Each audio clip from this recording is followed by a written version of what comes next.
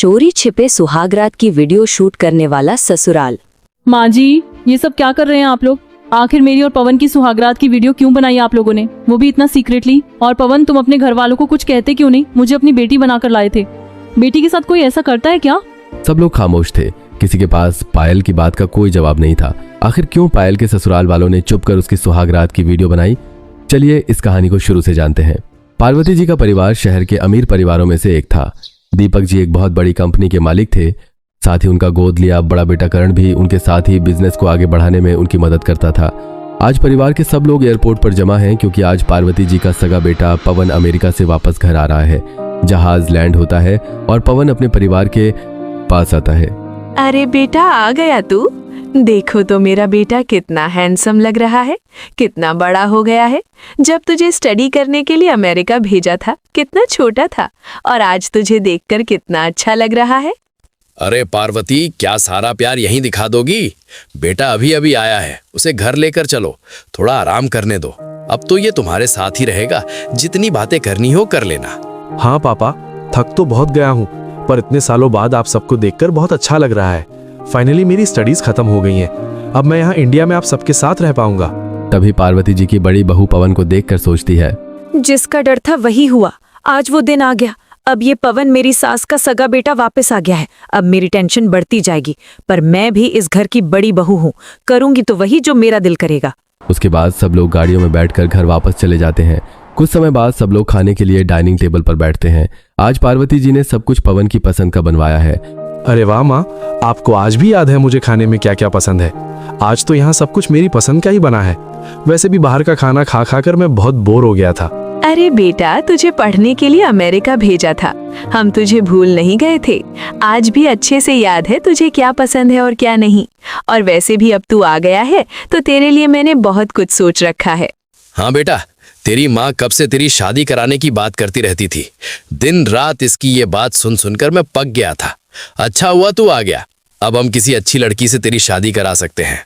अरे माँ पापा, ये सब क्या कह रहे हैं आप लोग? अभी तो मैं आया हूँ, ये शादी की बात कहाँ से आ गई? मैंने इस बारे में कभी सोचा ही नहीं, और अचानक से ये सब। हाँ माँ जी, सही तो कह रहा है पवन। अभी तो वो आया और लड़की कौन सा भागी जा रही है। मेरे देवर को तो कोई भी अच्छी लड़की मिल जाएगी। अभी उसे जरा आराम करने दीजिए। हाँ बहू, तू ठीक कह रही है। पवन बेटा, जितना आराम करना है कर ले, और जब तेरा दिल करे मेरे कमरे में आ जाना। मैंने तेरे लिए एक अच्छी लड़की देख रखी है, मेरी दोस्त की बेटी। मेरे पास आकर उसकी पिक्चर ले जाना। जब तू उस लड़की को देखेगा ना, खुद ही हाँ कर देगा। पता नहीं मम्मी ने मेरे लिए किस लड़की को पसंद किया है, और ना जाने वो कैसी होगी। मम्मी ने कहा था उनके पास उस लड़की की पिक है।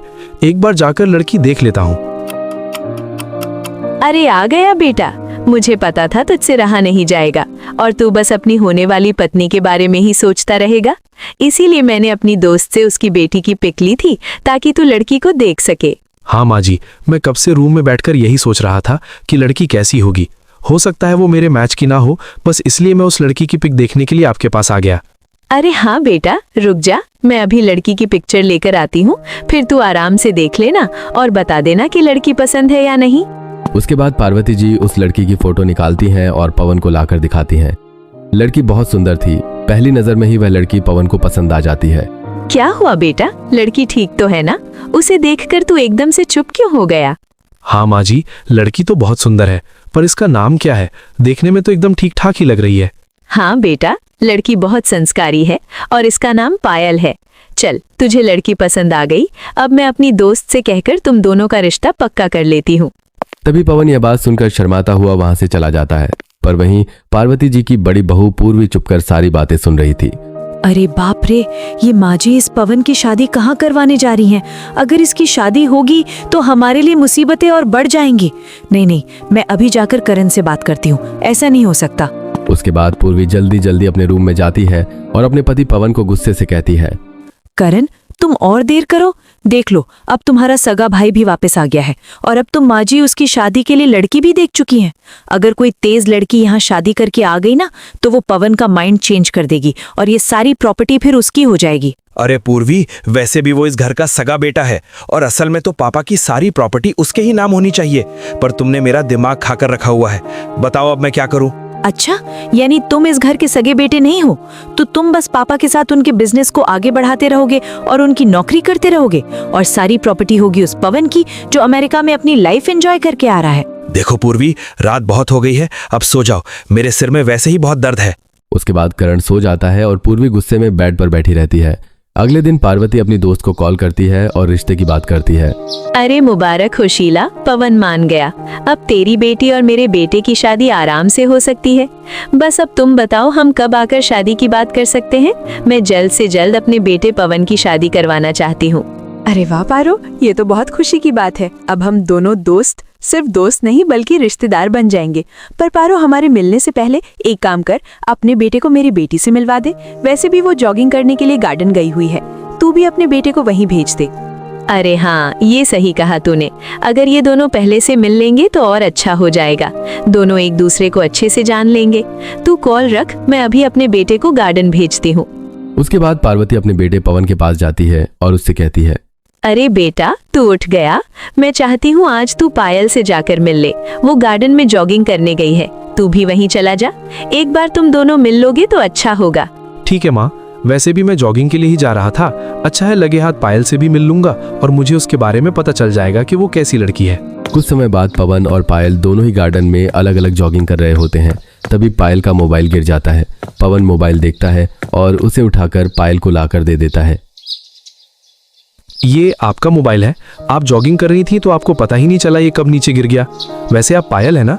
मेरी मम्मी आपकी मम्मी की बहुत अच्छी दोस्त है। जी मैं आपको जानती हूँ, आप पवन है। मेरी मम्मी ने आपके बारे में बताया था, पर आप ऐसे जॉगिंग करते हुए मिलेंगे मुझे नहीं पता था। हाँ, वो असल में जॉगिंग करने तो आना ही था, तो मम्मी ने कहा मैं आपसे भी मिल लूं ताकि हम दोनों एक दूसरे को थोड़ा जान ले। अब आप बताइए, आपको हमारे रिश्ते से कोई प्रॉब्लम तो नहीं है ना? अरे नहीं, मेरी मम्मी ने आपको पसंद किया है और वैसे भी मैं आपकी फैमिली को अच्छे से जानती हूँ। अगर आपकी हाँ है तो मुझे भी कोई प्रॉब्लम नहीं है। मेरी तो हाँ ही है पायल जी। अब इतनी सुंदर लड़की को देखकर कौन मना करेगा। जब मैंने आपकी पिक्चर पहली बार देखी थी तभी मैंने आपको पसंद कर लिया था। उसके बाद दोनों दोबारा से जॉगिंग करने लगते हैं। कुछ दिन बाद दोनों की आपस में शादी हो जाती है और पवन पायल को शादी करके घर ले आता है। चल बहू, अब कलश को गिराकर घर के अंदर आ जा। आज से ये घर तेरा है और तू इस घर की छोटी बहू है। उसके बाद पायल कलश गिराती है और अंदर आ जाती है। तभी पूर्वी पायल को देखकर सोचने लगती है, आ गई महारानी। अब न जाने ये इस घर में क्या कांड करेंगी। मेरा देवर तो बहुत भोला है। अगर इस पायल ने मेरे देवर को बहला फुसलाकर प्रॉपर्टी उसके नाम करने पर राजी कर लिया तो हमारा क्या होगा? हमें तो फूटी कौड़ी नहीं मिलेगी। माँ जी, मैं अब पायल को लेकर रूम में जा रहा हूँ। ये बहुत थक गई है। बाकी की रस्में हम बाद में कर लेंगे। उसके बाद पवन पायल को रूम में ले जाता है और पायल रूम में जाकर बैठ जाती है।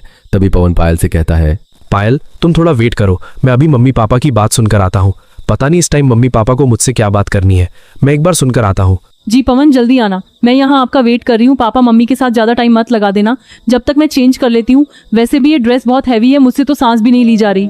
उसके बाद पवन हॉल की तरफ जाता है जहाँ घर के सब लोग उसका इंतजार कर रहे थे। पवन को देखकर उसकी माँ उससे कहती है, अरे आ गया बेटा। अब सुन, तुझे हमारी खानदानी परंपरा याद है ना? हमारे यहाँ हर नए जोड़े की सुहागरात की वीडियो शूट की जाती है ताकि जब ये वक्त गुजर जाए तो हम याद के तौर पर उसे देख सके। तुझे भी ऐसा ही करना होगा बेटा। हाँ बेटा, मैंने तेरे रूम में सारी तैयारी करवा दी है। रूम में हर तरफ कैमरे लगवा दिए हैं। बस तू जा और ध्यान रखना वीडियो अच्छे से बन जाए। पापा मम्मी, आप लोग कौन से जमाने में जी रहे हो? ये सब चीजें हमारे पूर्वज करते थे। इसका मतलब ये नहीं कि हम सब भी वही करें। और आज के टाइम पर ये सब अच्छा नहीं लगता है। और जब मैं पायल को ये सब बताऊंगा तो उसे बिल्कुल अच्छा नहीं लगेगा। अरे देवर जी, आप कैसी बातें कर रहे हैं? मैं भी तो मान गई थी ना जब हमारी सुहागरात की वीडियो शूट हुई थी। लगता है पायल ने आते ही अपने वश में कर लिया है। और अगर आपको इतना ही डर लग रहा है तो पायल को कुछ मत बताओ, बाद में तो उसे पता चल ही जाएगा। हाँ बेटा, ये हमारी परंपरा है, हम इसे तोड़ नहीं सकते। चल अब तू जा, बहू कमरे में तेरा इंतजार कर रही होगी। अरे यार, ये क्या मुसीबत है। ये लोग तो पीछे ही पड़ गए। अगर वीडियो नहीं बनाई तो ये सब लोग मुझे बहुत बातें सुनाएंगे। और अगर पायल को ये बता दिया तो वो ये सब होने नहीं देगी।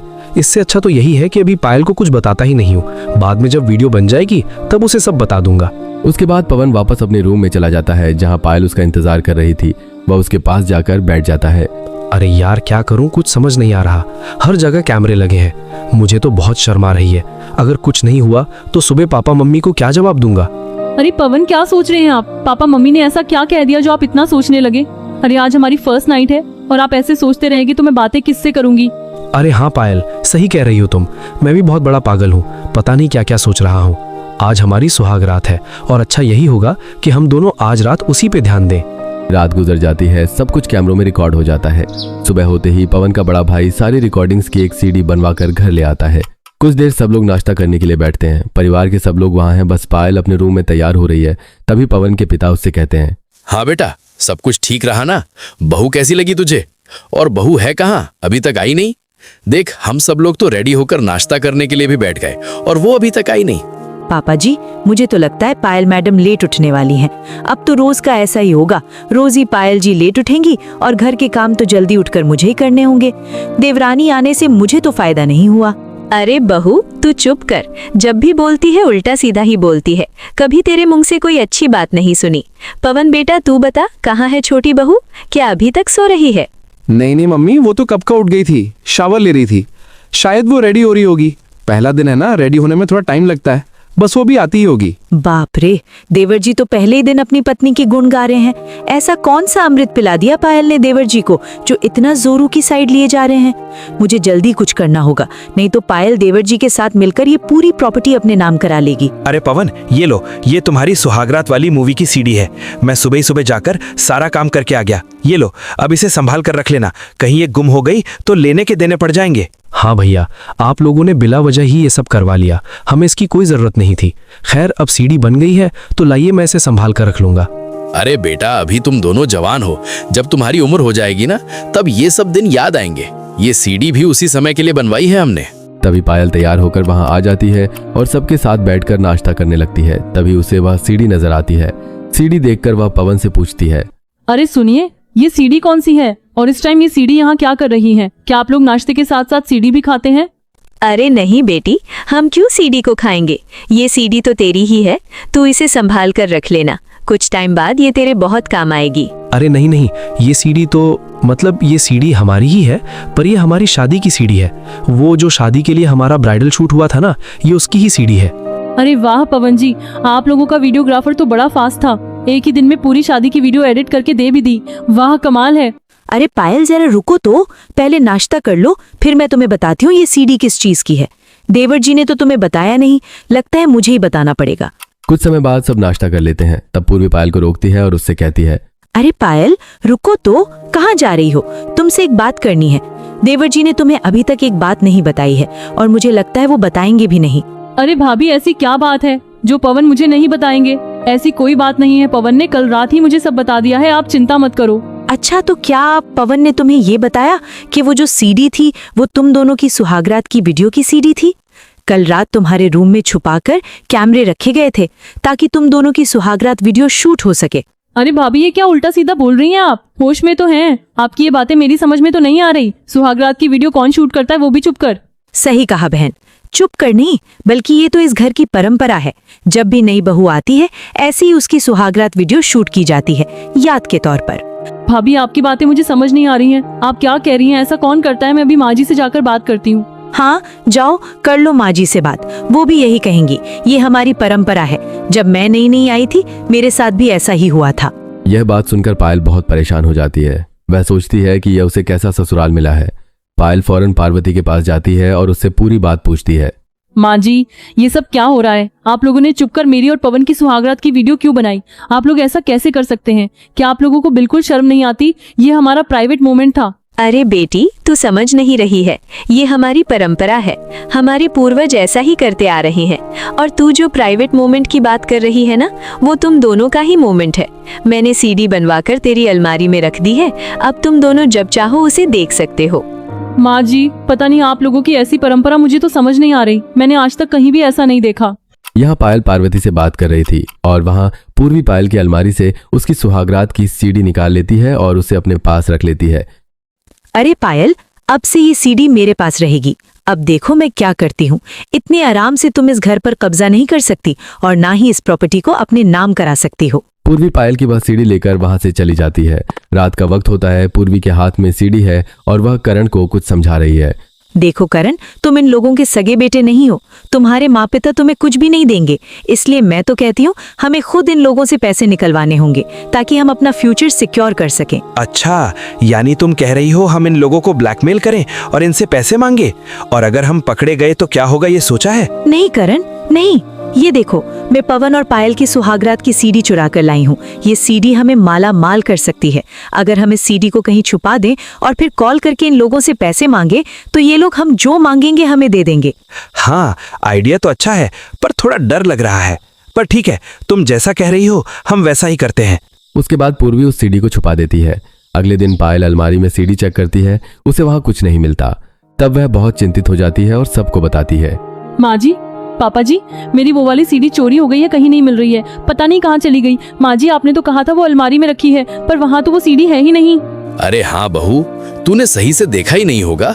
सीडी घर से कैसे चोरी हो सकती है? जा बेटी, तू सही से देख, सीडी तेरे रूम में ही कहीं होगी। पापा जी, सीडी कहीं नहीं है, मैंने पूरे रूम में देख लिया है, सीडी पक्का चोरी हो गई है। अरे आप लोगों की परंपरा के चक्कर में मेरी इज्जत खराब हो जाएगी। हाँ माँ जी, मैंने भी आप लोगों को मना किया था कि ऐसी वीडियो बनाना सही नहीं है, पर आप लोग माने ही नहीं। अब पता नहीं क्या होगा, मुझे तो कुछ समझ नहीं आ रहा। अरे पायल, अगर किसी बदमाश को तुम्हारी सीडी मिल गई तो वो खुद तो देखेगा, साथ साथ वो वीडियो को वायरल भी कर देगा। अरे बाप रे, ये तो बहुत गलत हो गया। तभी करण टेलीफोन बूथ से पवन को कॉल करता है और अपनी आवाज बदलकर कहता है, देखो, मेरी बात ध्यान से सुनो। तुम्हारी सुहागरात की वीडियो की सीडी मेरे पास है। मैंने तुम्हारे घर से वो सीडी चुरा ली है। अगर अपनी इज्जत बचाना चाहते हो तो 10 करोड़ रुपए और 10 तोला सोना अपने घर के पीछे वाले गार्डन में रख दो, वरना मैं तुम्हारी वीडियो वायरल कर दूंगा। और हाँ, पुलिस को बताने की गलती मत करना। अरे बाप रे, ये क्या हो गया माँ जी? पापा, वो सीडी किसी ने यहाँ से चुरा ली है और अब वो हमें ब्लैकमेल कर रहा है और कह रहा है उसे 10 करोड़ और 10 तोला सोना चाहिए, नहीं तो वो वीडियो वायरल कर देगा। माँ जी, ये क्या करा आप लोगों ने? मुझे बेटी बेटी कहते थे और मेरी इज्जत दांव पर लगा दी। आप लोगों ने ऐसी वीडियो बनाई, तभी आज ये सब हो रहा है। हमें माफ कर दे, हमें क्या पता था कि ऐसा कुछ हो जाएगा, नहीं तो हम कभी भी ऐसा नहीं करते। मगर ये टाइम रोने धोने और माफी मांगने का नहीं है। वो जो भी मांग रहा है उसे दे दो, नहीं तो वो सच में वीडियो वायरल कर देगा। ये हमारे घर की इज्जत का सवाल है। हाँ, बहू ठीक कह रही है। अब जो होना था हो गया। वो जो भी मांग रहा है हम उसे दे देंगे। हमारी बहू की इज्जत सबसे बड़ी है। बेटा, उसने पैसे और सोना लेकर कहाँ बुलाया है? पापा, वो कह रहा था कि गार्डन के पीछे वाले एरिया में सब कुछ छोड़कर वहां से चले जाना और पुलिस को मत बताना। अच्छा ठीक है बेटा, मैं अभी जाकर लॉकर से सोना और पैसे निकाल लेता हूँ, फिर हम सब चलकर वहाँ ये सोना और पैसे छोड़कर आ जाएंगे। ये सुनकर पूर्वी बहुत खुश हो जाती है और सोचने लगती है, अरे वाह, ये हुई ना बात, अब मजा आएगा। सारे पैसे और सोना लेकर हम अपना फ्यूचर सिक्योर कर लेंगे, फिर कोई टेंशन नहीं होगी। मैं और करण अपनी लाइफ सुकून से गुजारेंगे। कुछ समय बाद दीपक जी 2 सूटकेस में सोना और पैसे रख लेते हैं और वहां जाने के लिए तैयार हो जाते हैं। चलो भाई, मैंने इन दोनों सूटकेस में पैसे और सोना रख लिया है। अब अभी ये सब ले जाकर गार्डन के पीछे वाले एरिया में रखना होगा। चलो अब चलते हैं, वरना वो वीडियो वायरल कर देगा। कुछ समय बाद सब लोग गार्डन के पीछे वाले एरिया में पहुंच जाते हैं। दोनों सूटकेस वे लोग वहीं रख देते हैं। पूर्वी उन लोगों के साथ नहीं आई थी क्योंकि वह अपने पति करण के साथ वहीं छुपी हुई थी। देखो तुम जो भी हो, हमने सारे पैसे और सोना यहाँ पर रख दिया है। अब हम सब यहाँ से जा रहे हैं। तुम यहाँ आकर अपने पैसे और सोना ले जाओ और हमारी बहू की वो सीढ़ी तोड़ दो। आवाज तो नहीं आ रही है, एकदम सन्नाटा है। लगता है वो सब यहाँ से चले गए। चलो अब चलते हैं और वहाँ जाकर वो पैसे ले लेते हैं। उसके बाद जैसे ही वे लोग सूटकेस उठाने जाते हैं, वे देखते हैं कि कोई भी वहां से नहीं गया है और घर के सब लोग वहीं पर खड़े हैं। अच्छा, तो तुम दोनों ने मिलकर ये सब करा है। तुम्हें शर्म नहीं आई अपने ही घर को ब्लैकमेल करके पैसे लूटते हुए? अरे बहू, तू इतनी गिरी हुई है, हमें क्या पता था। तूने तो हमारे बेटे को भी अपने जैसा बना दिया। कहाँ है वो सीडी? इधर लाओ। तभी करण सबके पाँव में गिर जाता है और वह सीडी निकालकर पार्वती को दे देता है। माँ जी, पिताजी, मुझे माफ कर दो। मैं इस पागल औरत की बातों में आ गया था। इसने मुझे पैसों के लालच में अंधा कर दिया था। मुझसे बहुत बड़ी गलती हो गई। मैंने तो इतना अच्छा प्लान बनाया था। आखिर इन लोगों को पता कैसे चला कि ये सब मैंने और करण ने मिलकर करा है? अरे भाभी, क्या सोच रही हो? यही ना कि हमें कैसे पता चला कि चोर आप लोग हो। अरे मैं जब अपनी सीडी ढूंढ रही थी ना, तब मैंने आपके रूम को भी देखा था और वहाँ मुझे मेरी सुहागरात वाली सीडी मिल गई थी। हाँ, और फिर हमने मिलकर ये बात मम्मी पापा को बताई, पर मम्मी पापा मान नहीं रहे थे। तभी हमने प्लान बनाया आप दोनों को रंगे हाथ पकड़ने का और वहाँ से अपनी सीडी निकालकर एक डुप्लीकेट सीडी रख दी। बहू, शर्म आनी चाहिए तुम्हें। इतनी घटिया सोच है तुम्हारी। माँ जी, पापा जी, मुझे माफ कर दो। मैं बस अपना और करण का फ्यूचर सिक्योर करना चाहती थी। मुझे लगता था ये आपका सगा बेटा नहीं है तो इसको कुछ भी नहीं मिलेगा। मुझसे गलती हो गई। हाँ बहू, मैंने फैसला किया है, आज के बाद से तुम दोनों हमारे साथ नहीं रहोगे। मैं करण को उसका हिस्सा देकर अलग कर रहा हूँ। अरे हाँ, अब तुम दोनों साथ रहो, जो करना है करो, पर गलती से भी कभी हमसे मिलने या हमारे घर मत आना। आज से मैं और दीपक जी अपनी छोटी बहू के साथ ही रहेंगे। कुछ समय बाद पूर्वी और करण को अपनी गलती का एहसास था, पर अब क्या कर सकते थे। वे दोनों अपने अपने बैग समेटकर उस घर को छोड़कर चले जाते हैं। दीपक जी और पार्वती जी अपने बेटे के जाने पर उदास थे, पर वे जानते थे कि यही सही है। उसके बाद करण और पूर्वी चले जाते हैं और सास ससुर अपनी छोटी बहू के साथ रहने लगते हैं।